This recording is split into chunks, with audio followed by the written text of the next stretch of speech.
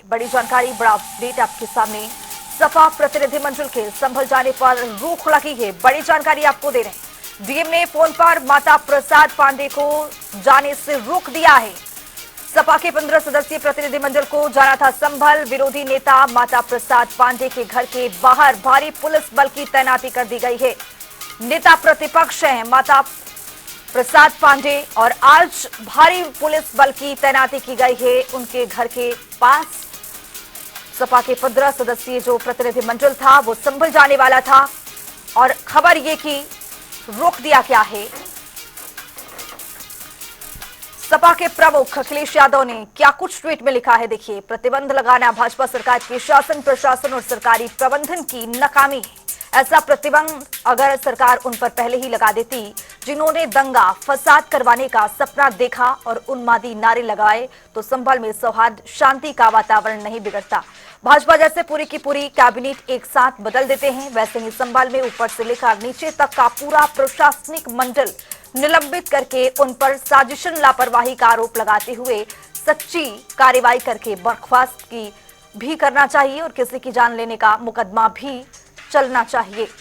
ये अखिलेश यादव की ओर से ट्वीट किया गया है, इस पर पोस्ट किया गया है और सीधे सीधे भारतीय जनता पार्टी को यहां पर कटघरे में लिया गया है। तो सपा प्रतिनिधिमंडल के संभल जाने पर रोक लग गई है। इस वक्त की बड़ी खबर, डीएम ने फोन पर माता प्रसाद पांडे को जाने से रोक दिया है।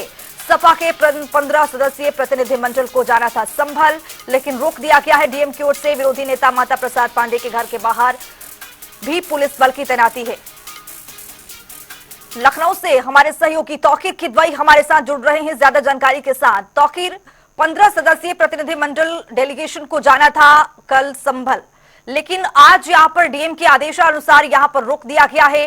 माता प्रसाद के पांडे के घर के बाहर पुलिस की तैनाती भी कर दी गई है। क्या अपडेट इस पूरे मामले में? देखिए, कमिश्नर मुरादाबाद है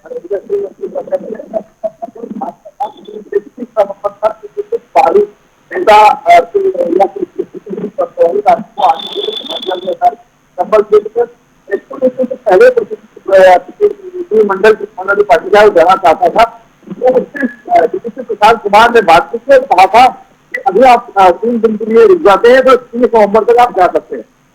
माता प्रसाद पांडे के नेता प्रतिपक्ष है, उनका कहना था कि बीजेपी के आश्वासन के बाद ही उन्होंने अपना दौरा टाल दिया था और 30 नवंबर को जाने के लिए वो तैयार हो गए थे। फिलहाल कल देर रात से ही सभी ऐसे नेता जो प्रतिनिधिमंडल में शामिल थे उनके घर पुलिस पहरा बढ़ा दिया गया था, चाहे वो माता प्रसाद पांडे हो, नेता प्रतिपक्ष हो या फिर प्रदेश अध्यक्ष रामदास पाल हो या सांसद है प्रतिनिधिमंडल में शामिल थे, इन सभी को कल देर रात ही नजरबंद कर दिया गया था। आज सुबह से भी पुलिस का पहरा और बढ़ा दिया गया, उनको अपने घरों से किया जा रहा है। प्रदेश अध्यक्ष और नेता प्रतिपक्ष लखनऊ क्षेत्र के आवास पर भारी पुलिस फोर्स तैनात की गई है और उनके सभी से ऊपर जा रहा है। फिलहाल माता प्रसाद पांडे का है और वहां पर रणनीति तैयार करेंगे और उसके बाद अगला कदम उठाएंगे। तौकीर, सबसे बड़ी बात यहाँ पर सपा प्रमुख की ओर से इस पर पोस्ट भी किया गया है और सीधे सीधे भारतीय जनता पार्टी को यहाँ पर आड़े हाथों उन्होंने लिया है और प्रशासनिक अमला को भी उन्होंने यहाँ पर एकदम से अव्यवस्थित करार दे दिया है। जी बिल्कुल, देखिए पहले उन्होंने एक ट्वीट किया था और नजरबंद के नेता उसको लेकर उन्होंने ट्वीट किया था और डरी हुई सरकार कहा था ये है, इसलिए पर प्रतिबंध लगाती है। इसके बाद इन्होंने एक ट्वीट और किया और उसने जिक्र किया है उन लोगों का जो धार्मिक नारे लगाते हुए संभल के हिंसा वाले दिन सर्वे होना था।